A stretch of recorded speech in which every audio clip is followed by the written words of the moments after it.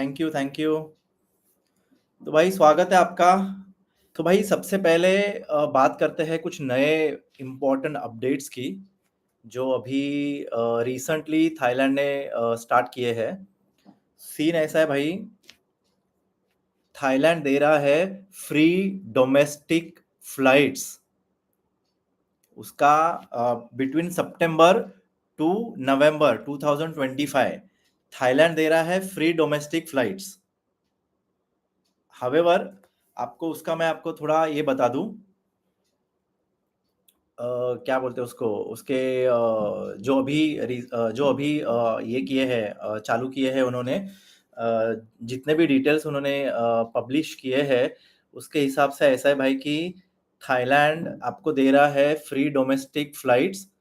उसका या तो आप राउंड ट्रिप ले सकते हो, या तो आप वन वे टिकट ले सकते हो। फ्री डोमेस्टिक फ्लाइट की जो थाईलैंड दे रहा है, उसका एक लिमिट है 3500 बात का। और आपको you have to be a foreign national. So ये तो बहुत ही बढ़िया न्यूज़ है भाई। और बेसिकली इसका रीज़न ये है क्योंकि मलेशिया थाईलैंड को क्रॉस कर दिया है in terms of tourist arrivals. और ये एक टूरिज्म को बूस्ट करने के लिए थाईलैंड ने एक नया स्कीम निकाला है। यस।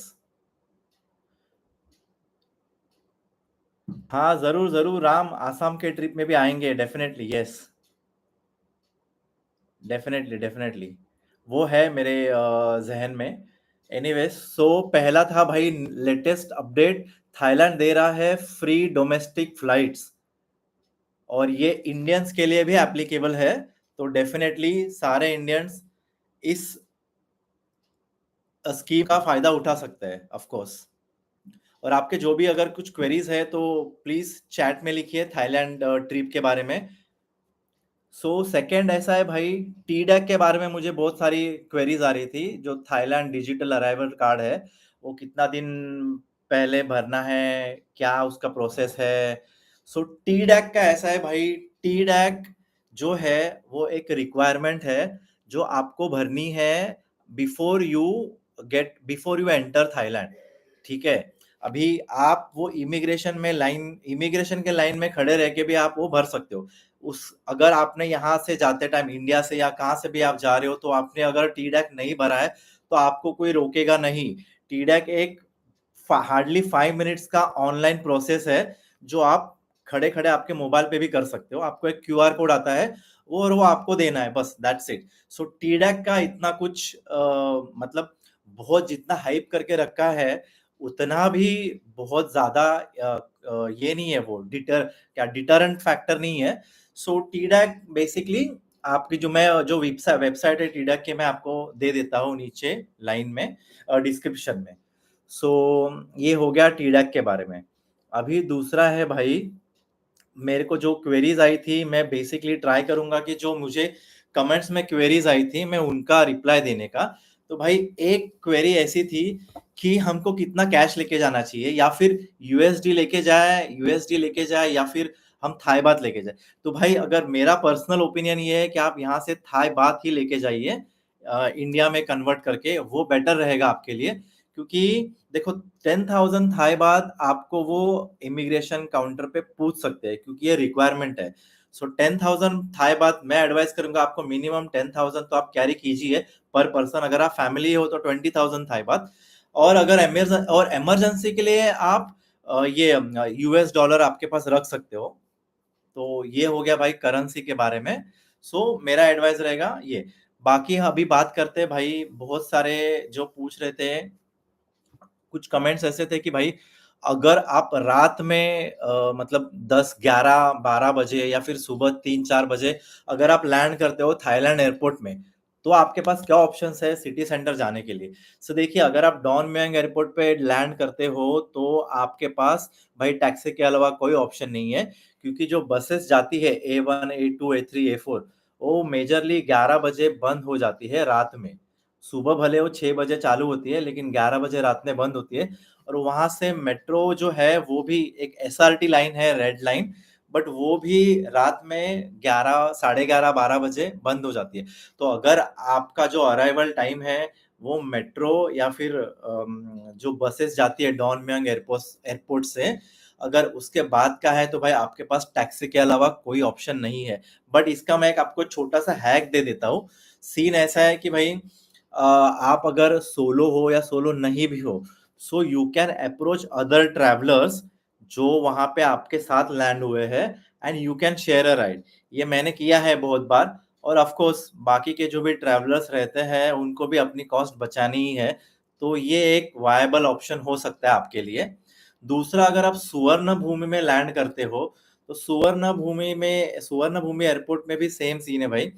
जो मेट्रो है, मेट्रो की लाइन है वो 12 बजे बंद हो जाती है और इमिग्रेशन ये सब क्रॉस करते-करते अगर आपका टाइम निकल गया, तो आपके पास ऑप्शन नहीं है, आपको टैक्सी से ही जाना होगा सिटी सेंटर में। तो सेम हैक आप वहीं पे अप्लाई कर सकते हो।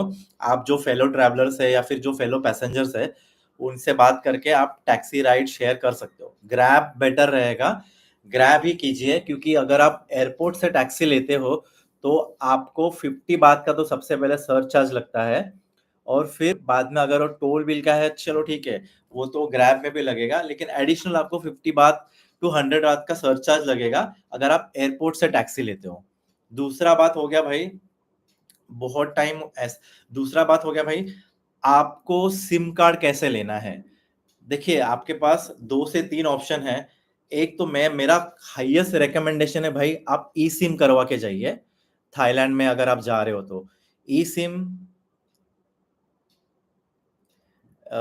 एक सेकंड ये बहुत ही कुछ एक कमेंट आया है वाईटी स्टूडियो कौन है YT studio I don't know but उनका ऐसा है Thai people hate Indians is it in my opinion majority Thai people या फिर they don't hate as such Indian उनका ऐसा कुछ डायरेक्ट ओपिनियन नहीं है कि इंडियंस को हेट ही करना है बट जो कैसा है देखिए अभी बहुत से हमने से रील्स देखे हैं बहुत से वीडियोस देखे हैं जहाँ पे इंडियंस लोगों का जो सिविक सेंस है उस पे क्वेश्चन है ठीक है सो वो एक रीजन हो सकता है बट मेरा अगर मानो तो जो मेजॉरिटी ओपिनियन है वो ऐसा नहीं है कि थाई पीपल हेट इंडियंस लेकिन देखो 100 लोगों में से एक जन ऐसा हो सकता है जो जि, जि, जिनकी वजह से कुछ प्रॉब्लम हुआ हो या फिर डिफिकल्टी हुई हो किसी को भी तो वो एक है अभी ऐसा नहीं है भाई आप फॉरेनर्स को ले लो गोरे लोगों को ले लो भाई उनके भी बहुत सारे इश्यूज है आप उनके भी रील्स है बट वो हाईलाइट नहीं होते आप पटोंग में जाओ कितने सारे फाइट्स हुए हैं ब्रॉल्स हुए हैं जिसमें जिसमें इंडियंस बिल्कुल भी इन्वॉल्व नहीं है आई डोंट थिंक इंडियंस कभी फाइट वगैरह करते हैं किसी लोगों से सीन ऐसा है भाई कि जो थोड़ा अपना सिविक सेंस है इंडियंस लोगों का वहां पे कुछ क्वेश्चन आ जाता है कि हम कैसा बिहेव करते हैं इंडिया में थोड़ा जो अपना एक थोड़ा प्रिविलेज्ड नेचर है वो थोड़ा बाहर नहीं जाता है तो मेरा भाई यही एडवाइस रहेगा अगर आप थाईलैंड ही नहीं किसी भी कंट्री में जा रहे हो तो आप भाई वहाँ के जो लोकल रूल्स है वहाँ के जो रूल्स और रेगुलेशन है उनको फॉलो कीजिए और भाई आई don't think you will have any problem और बिकॉज सी मेरा ऐसा मानना है कि जब इंडियंस किसी भी कंट्री में जाते हैं so they are the brand ambassador of India तो अगर एक इंडियन भी अगर कुछ गलत चीज करता है तो ऐसा स्टैंप लग जाता है कि इंडियंस ऐसे ही है बट ऐसा नहीं होता यार there are so many there are so many Indians who they are living in India for decades तो ऐसा नहीं है मेरे हिसाब से एक एक खराब एप्पल सारे बाकी के जो एप्पल्स है उसको थोड़ा सा दूषित कर देता है but anyways I don't think that is the general opinion anyway so coming back to the SIM card issue so SIM card के लिए अगर मैं कहूँ तो भाई आप आपके मोबाइल में अगर ई सिम एक्टिवेटेड है तो भाई that is the best option for you E SIM लीजिए क्लूक ऐप का यूज कीजिए आइरालो करके एक ऐप है वो भी आप यूज कर सकते हो ये हो गया ई सिम ये हो गया भाई डायरेक्ट ई सिम का अगर आप एयरपोर्ट पे उतरे हो तो आप क्लूक ऐप से आपका फिजिकल सिम भी बुक कर सकते हो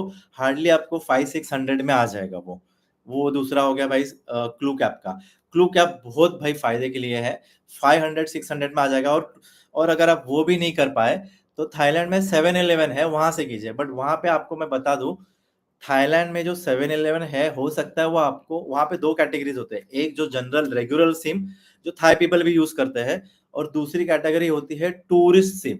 वो आता है भाई 700-800 बात का। सो बेसिकली वो हो सकता है आपको टूरिस्ट सिम बेचने का कोशिश करे, तो आप वो ऐसा कीजिए कि भाई उनको बोलिए कि मुझे रेगुलर सिम चाहिए, वो 199 बात में आपको आ जाएगा। तो ये हो गया भाई टूरिस्ट सिम का। अभी लोकल ट्रांसपोर्ट के लिए of course you have grab, bolt. मेरा अगर माने तो bolt is very cheaper than what you से ग्रैब। एक सेकेंड।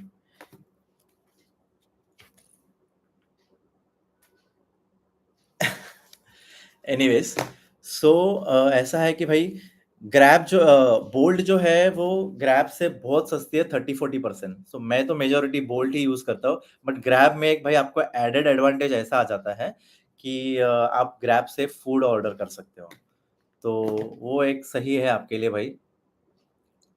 यस। एक सेकेंड, ये क्या है सर, मैं भी विदेश में एक्सक्वेटर चलाने के लिए जा सकते हो क्या? एक्सक्वेटर से आई थिंक आपका मतलब है जो जेसीबी वगैरह होता है, शायद वो है राम जी। सो बेसिकली सी थाई, अभी बाकी के देशों का पता नहीं मुझे, लेकिन थाईलैंड में जो है कुछ कुछ जॉब जो है वो they are only reserve for Thai people. और आई थिंक एक्सक्वेटर जो है वो कंस्ट्रक्शन फील्ड में आता है। सो कंस्ट्रक्शन के जो भी जॉब्स है, those are majority reserve for Thai people only.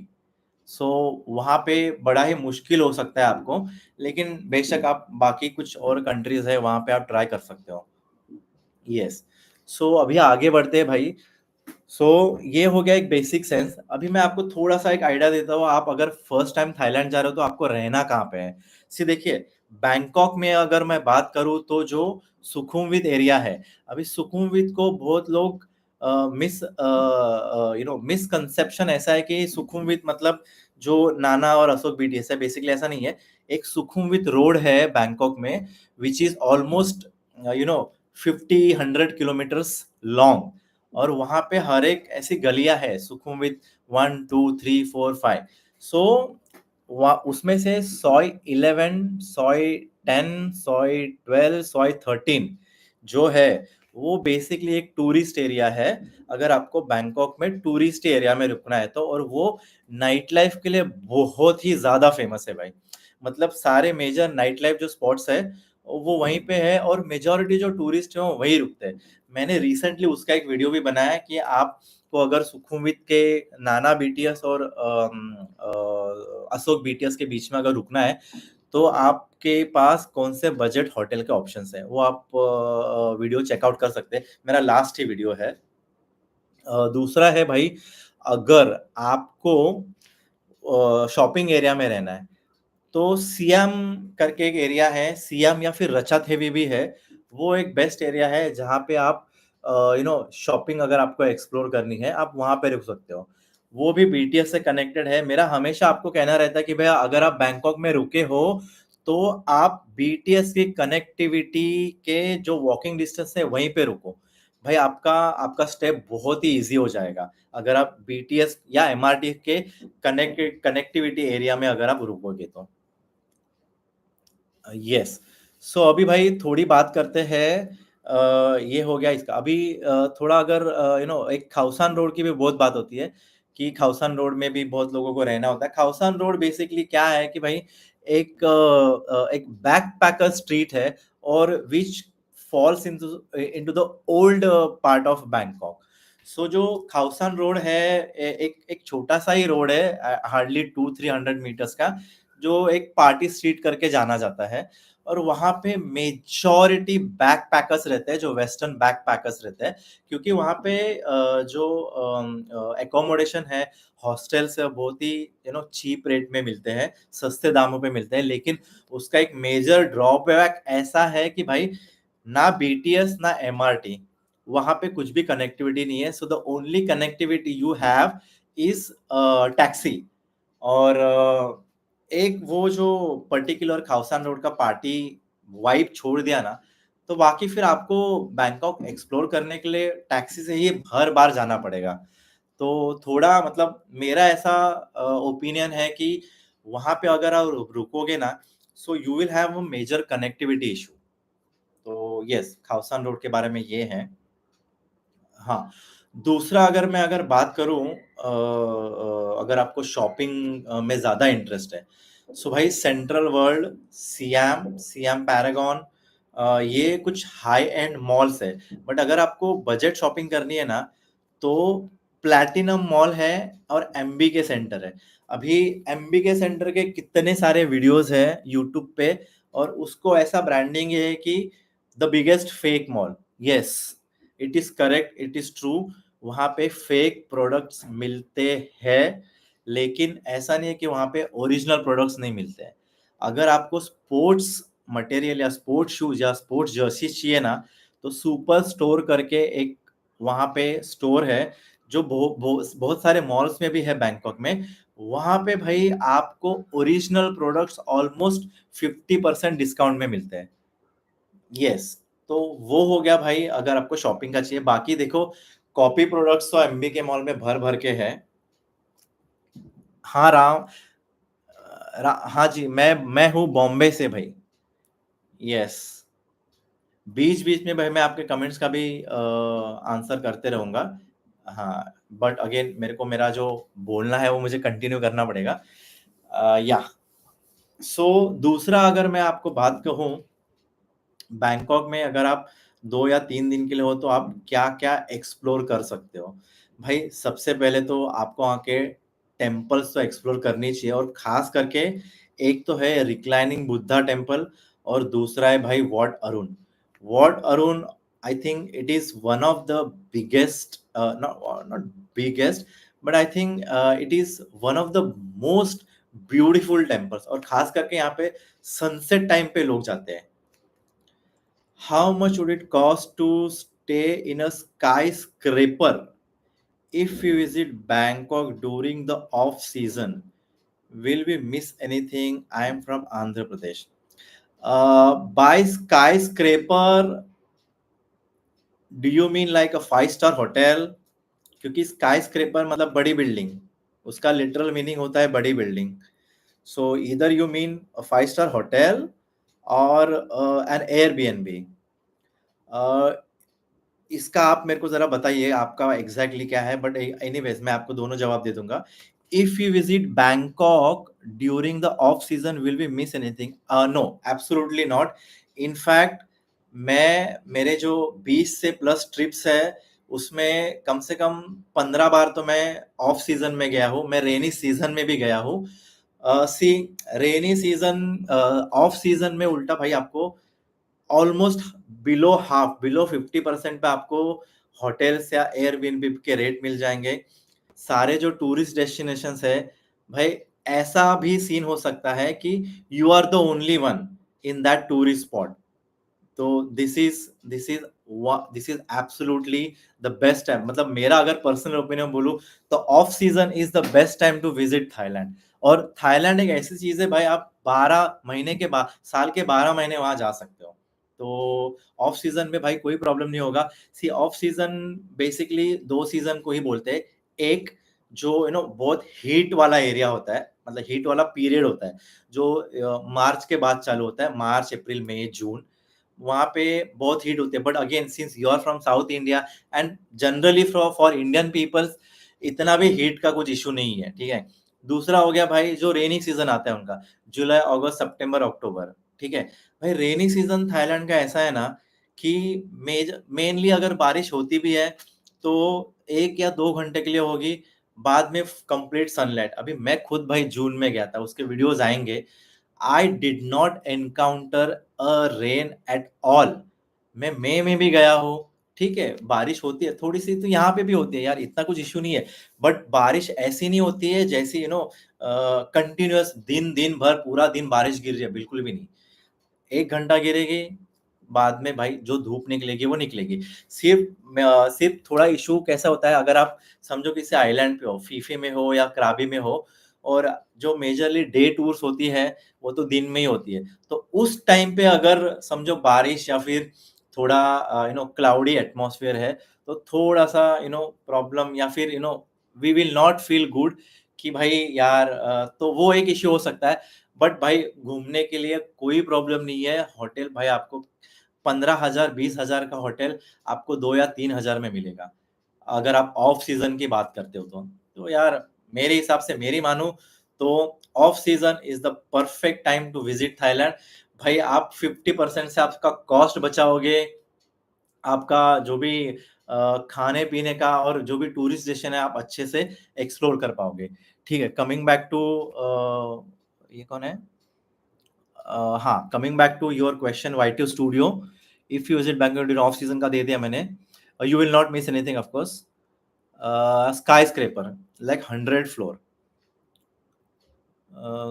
क्या था आपका how much cost to stay in a skyscraper? देखिए, अगर मैं आपको 5 स्टार होटल की बात करूँ ना, तो जैसे 100 फ्लोर का जो उसका ये है होटल्स है, सो उसका सीन ऐसा है भाई कि डिस कॉस्ट कॉस्ट देखो, मिनिमम मिनिमम अगर मैं आपको बोलूँ एकदम, तो $200 आप पकड़ के चलिए।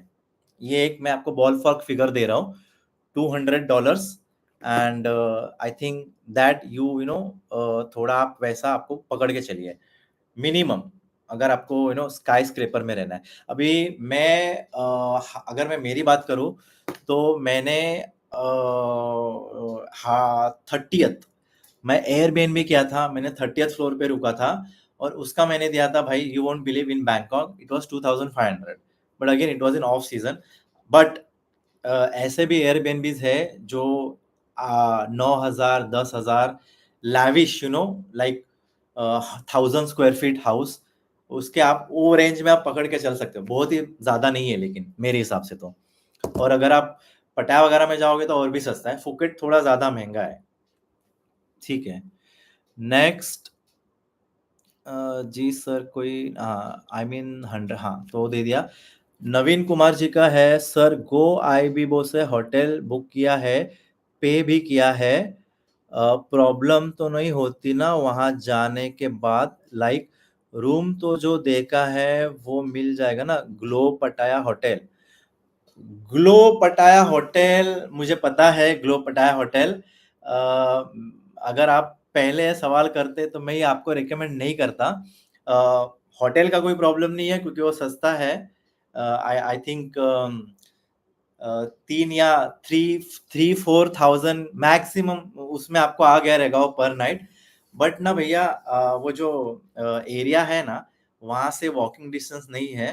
आपको कंपल्सरीली ये करना ही पड़ेगा। क्या बोलते हैं उसको? व्हाट डू यू से?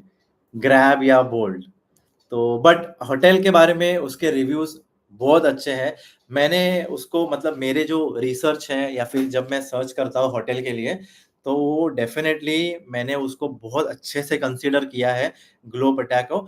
बट उसके लिए ही मैंने उसको मतलब उसको मैंने शॉर्टलिस्ट या फिर रिजेक्ट कर दिया मेरे खुद पर्सनल स्टे के लिए, क्योंकि वो बहुत दूर है भैया। जो अगर आप वॉकिंग स्ट्रीट बोलो या पटाया बीच बोलो, वहाँ से बहुत दूर है। तो वो मेरा भाई आंसर रहेगा आपके लिए। But as a property it is good, कोई प्रॉब्लम नहीं है उसमें। या तो थोड़ा बहुत मैं आपको पटाया में आप कहाँ रह सकते हो ना, वो भी मैं आपको, ये अगर आपका सवाल है तो उस पे एक बता ही देता हूँ। सी पटाया जो है बेसिकली वॉकिंग स्ट्रीट से स्टार्ट होता है, मतलब जो मेजर टूरिस्ट एरिया की बात कर रहा हूँ, और सीधा जाता है टर्मिनल 21 मॉल है नॉर्थ साइड पे। तो वो पूरा एक ना गोल सर्कल है। आप अगर मेरी मानो, सो टर्मिनल 21 से लेके वॉकिंग स्ट्रीट का जो पूरा एरिया है, वहाँ पे आप कहीं भी रुक सकते हो। सिर्फ और सिर्फ एक बात का आप तो ध्यान रखना है। देखिए, वहाँ पे 2 रोड है। एक रोड है बीच रोड बोलते हैं उसको, जो बीच को लग के ही है, और उसके जो अंदर का रोड है उसको बोलते हैं सेकंड रोड। सो अगर आप एकोमोडेशन ले रहे हो, सो मेक श्योर आप या तो बीच रोड पे या तो सेकंड रोड पे वॉकिंग जा सकते हो। 2 मिनट, 4 मिनट, 5 मिनट, ठीक है? सो वो क्यों आपको बोल रहा हूँ मैं, क्योंकि वो वाला जो सर्कल है पूरा, वहाँ पे जो सोंगथा होती है, बात बस, वो कंटिन्यूअस 24/7 राउंड मारते रहती है। सो आपकी कनेक्टिविटी 100% क्लियर हो जाती है भाई उससे। मतलब आपका प्रॉब्लम सॉल्व हो जाता है कनेक्टिविटी का। आप अगर बीच रोड से एकदम इस तरफ दूर गए ना, तो आपको कनेक्टिविटी का बहुत इश्यू आएगा। और ये जो मैं आपको सर्कल बोला ना, उसमें बहुत बढ़िया प्रॉपर्टीज़ है। इनफैक्ट मेरे लास्ट वीडियो पे जो मैंने बेस्ट होटल्स इन बैंकॉक बनाया था, उस पे एक कमेंट भी आया था। तो मैं best hotels in best budget and luxurious hotels in Pattaya का नेक्स्ट वीडियो मेरा आएगा अभी। वो प्रोबब्ली एक वीडियो के बाद आएगा तो नेक्स्ट आएगा, वो अभी तक मैंने डिसाइड नहीं किया, लेकिन वो डेफिनिटली आएगा वीडियो। सो अगेन जैसे मैं बोल रहा था, वो आपको 10 बात में कहीं भी छोड़ सकती है भाई। मतलब आपको अगर वॉकिंग सीट पहुँचना है, आप 10 मिनट में पहुँच जाओगे। आपको टर्मिनल 21 जाना है, आप 10 मिनट में पहुँच जाओगे।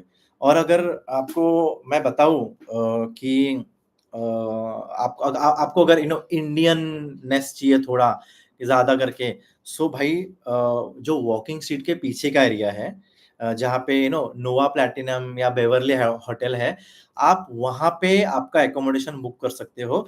4 से 4-5 हज़ार रुपए में आपको अच्छा खासा होटल आ जाएगा। दूसरा एक होटल मैं आपको डायरेक्टली अभी भी बोल देता हूँ, आप चाहे तो उसको नोट कीजिए, व्हाइट इन करके, व्हाइट इन होटल है, जो ना बुकिंग डॉट कॉम पे है, ना अगोड़ा पे है, ना गो आईबीबो पे मिलेगा, कहीं नहीं मिलेगा। सो बेसिकली वो जो एरिया है, वहाँ पे ऐसे बहुत सारे होटल्स हैं, जो लिस्टेड ही नहीं है। See those are like normal properties, normal hotels. अगर आप गाइस गाइस हो, लड़के लड़के हो, तो आपको कोई प्रॉब्लम नहीं आएगी। अच्छे खासे रूम्स है, ठीक है? आपको लेकिन अगर आपको एमेनिटी चाहिए, मेरे को आप अगर फैमिली के साथ हो, तो मैं वो एरिया आपको बिल्कुल रिकमेंड नहीं करूंगा। अगर आप फैमिली के साथ हो ना, तो सेंट्रल पटाया आपके लिए बेस्ट रहेगा। वहाँ पे अच्छी प्रॉपर्टीज भी है। और जैसे आप वॉकिंग स्ट्रीट से थोड़ा ऊपर आते हो ना, तो होटल्स के प्राइसेस भी कम कम कम कम होती जाती है। तो वो हो गया भाई, कहाँ पे आप रह सकते हो पटाया में। सर गोवा भी हो गया। वीज़ा ऑनलाइन अप्लाई करते हैं या वहीं जा सो वीज़ा का ऐसा है भाई, आज के तारीख में सिंस 2024 जुलाई, वीज़ा एग्जेम्प्ट है फॉर इंडियंस। इंडियन के साथ-साथ और भी भाई कई सारी नेशनैलिटीज़ है, जिनके लिए वीज़ा एग्जेम्प्ट है। बट फॉर नाउ मैं इंडिया की बात कर रहा हूँ। इंडियंस के लिए वीज़ा एग्जेम्प्ट है, यानी कि पहले जो वीज़ा ऑन अराइवल हम लेते थे, या फिर हम स्टिकर वीज़ा भी लेते थे, या ई-वीज़ा अप्लाई करते थे, तो अब उसकी ज़रूरत नहीं है। आपका सिर्फ पासपोर्ट में 6 महीने से ज़्यादा का वैलिडिटी चाहिए। आप पासपोर्ट लो, टिकट निकालो, टीडीएक टीडैक टीडीएसी थाईलैंड डिजिटल अराइवल कार्ड, वो भर दो, और आपको डायरेक्टली 60 डेज का वो स्टैम्प दे देते हैं।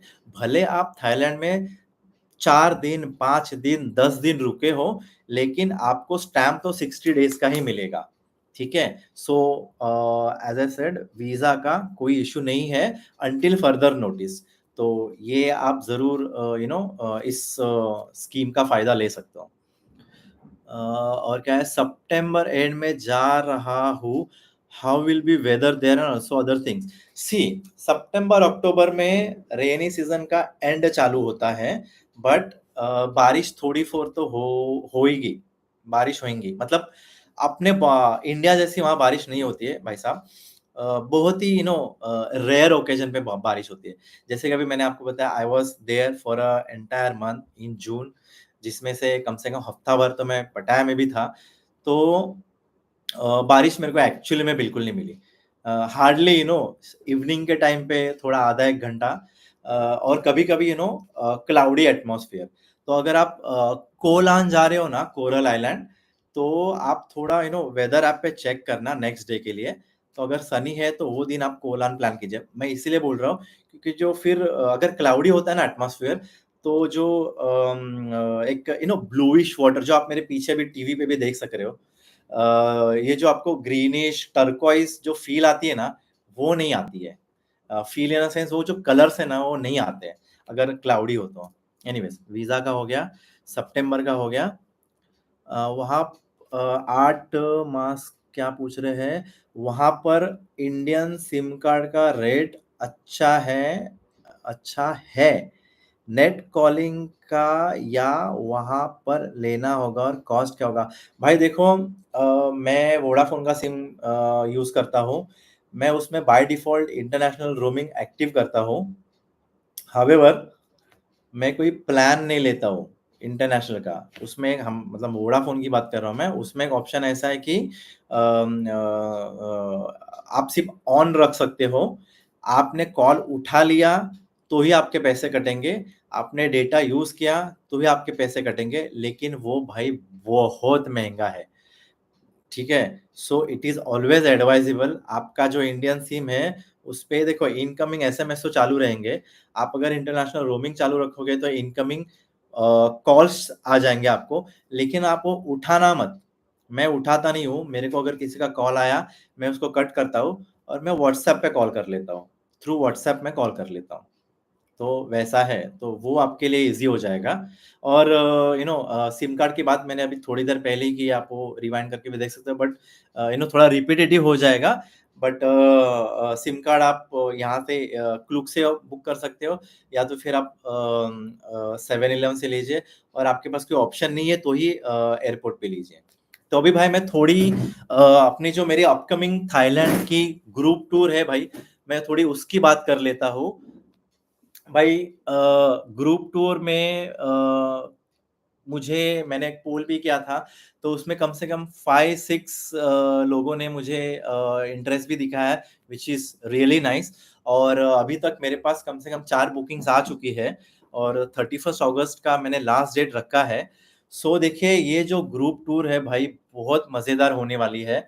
सो ग्रुप टूर के ऊपर अगर आपके कुछ क्वेश्चन हैं, तो वो आप लिख सकते हो यहाँ पे या फिर आप मुझे डायरेक्ट डीएम भी कर सकते हो। और ग्रुप टूर के जो डिटेल्स वगैरह है वो सारे मैंने ऑलरेडी उस मेरा एक ग्रुप टूर का अलग से वीडियो भी है आप वो भी चेकआउट कर सकते हो तो ग्रुप टूर का ऐसा है भाई ये 5 नाइट्स 5 नाइट्स की ट्रिप है 3 नाइट्स इन पटाया 2 नाइट्स इन बैंकॉक जहाँ पे जो जिसकी कॉस्ट है 60,000 रुपीज खास करके this is designed for first time travellers और मैं खुद रहूंगा वहां पे भाई और ऑफ कोर्स बाकी जो भी आपके जो जिसमें इंक्लूजन्स है वो सारे मैंने दे दिए हैं ऑलरेडी टूर में आपके जो इंक्लूजन्स है आपको twin sharing 3 star and above के होटल मिलेंगे बोथ बैंकॉक और पटाया में आपका सारा इंटरनल जो ट्रांसपोर्ट है वो आपको मिल जाएगा आपको ब्रेकफास्ट मिलेगा मैं पटाया में आपको कोलान का टूर दे रहा हूँ फ्री में वो भी बाइक के साथ में यानी कि ऐसा नहीं है जो जो कमर्शियल टूर होते हैं जहाँ पे सिर्फ 1 घंटे के लिए को जो बीच पे छोड़ देते हैं और बाकी आपको कुछ भी आइलैंड एक्सप्लोरेशन नहीं मिलता है भाई बट वैसा नहीं है मैं आपको प्रॉपर आइलैंड एक्सप्लोरेशन कराऊंगा टू वो भी बाइक पे और वो बाइक भी इंक्लूडेड है इसमें अपने कॉस्ट में प्लस मैं आपको एक ऑथेंटिक थाई मसाज वो भी आपको मैं इंक्लूड करके दे रहा हूँ टूर में दूसरा बैंकॉक में आपको सिटी जो टेम्पल है टेम्पल और रॉयल पैलेस वो आपको इंक्लूड करके दे रहा हूँ बाकी सारी चीजें तो इंक्लूडेड ही है बैंकॉक में आप उतरेंगे बैंकॉक से पटाया पटाया टू बैंकॉक तो आपकी फ्लाइट्स इंक्लूडेड है flight with baggage and meals ये सारी चीजें मैं आपको इंक्लूड करके दे रहा हूँ तो आप जल्द से जल्द जो भी है आप बुक कर लीजिए आपका स्पॉट क्योंकि फिर बाद में आप अगर एंड मोमेंट पे आते हो मुझे भी ना बोलने में थोड़ा डिफिकल्टी हो जाएगा बट फिर कॉस्ट जो है वो थोड़ा आपका बढ़ जाएगा भैया नवीन जी क्या बोल रहे हैं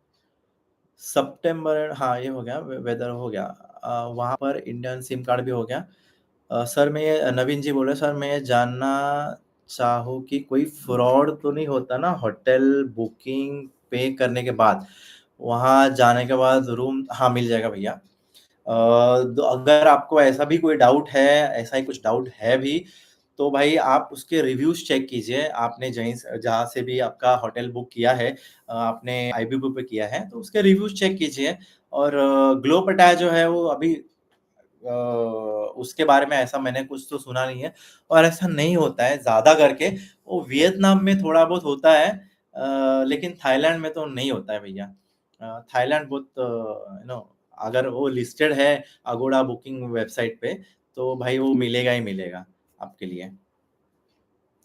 तो भैया आई थिंक हाँ, मैंने आई थिंक मैंने सारे आपके सवालों के जवाब दे दिए हैं। सो एक लास्ट मैं सवाल लेता हूँ अभी, और बाकी आपके जो भी क्वेश्चन रहेगा आप प्लीज़ मुझे कमेंट में लिख दीजिए। मैं सारे क्योंकि थोड़ा लाइव अपना ज़्यादा बढ़ रहा है, तो मैं वो डेफ़िनेटली कमेंट के आपके रिप्लाई करूँगा, क्योंकि भैया मैं हर एक कमेंट का रिप्लाई करता हूँ, मैं किसी को भी नहीं छोड़ता। मैं सारे कमेंट के रिप्लाई कर देता हूँ। तो एक लास्ट अभी सवाल लेता हूँ मैं, वहाँ पर कैमरा शूट करते हैं तो उसका कोई रूल तो नहीं है? ड्रोन का रूल है भैया, ड्रोन में लेके मत जाना, ड्रोन वहाँ पे अलाउड नहीं है, बहुत सी जगह, बीचेस पे, पटाया में नहीं है। और कैमरा जो आप शूट कर रहे हो ना, तो मेक श्योर कि किसी की आप प्राइवेसी ब्रीच ना कर रहे हो। सो आपका जो 8 मार्क्स का जो क्वेश्चन है कैमरा शूटिंग के बारे में, तो भैया आप मेक श्योर कि आप किसी की प्राइवेसी ब्रीच ना कर रहे हो, और खास करके बीच रोड पे वॉकिंग सीट पे आप बिंदास आपका शूट कर सकते हो। बाकी जो भी एरियाज है सॉय 6 वगैरह, वहाँ पे आप बिंदास शूट कर सकते हो। लेकिन अगर आप रास्ते पे या कहीं रेस्टोरेंट में वगैरह आप शूट कर रहे हो, तो मेक श्योर कि आप किसी की प्राइवेसी ब्रीच ना कर रहे हो, और किसी को इस चीज़ से प्रॉब्लम ना हो। और अगर आप किसी रेस्टोरेंट शॉप में अगर आप शूट कर रहे हो, तो आप उनको प्रायर पूछ लीजिए कि भैया मैं शूट कर रहा हूँ, इज़ इट ओके? अगर हाँ बोलते तो ठीक है, ना बोलते तो मत कीजिए। बाकी ऐसा कुछ जनरल प्रॉब्लम नहीं है। ठीक है भाई। So guys, thank you so much for joining this live stream. ये मेरा पहला लाइव है, और अभी से मैं every alternate Sunday live stream करने का कोशिश करूंगा।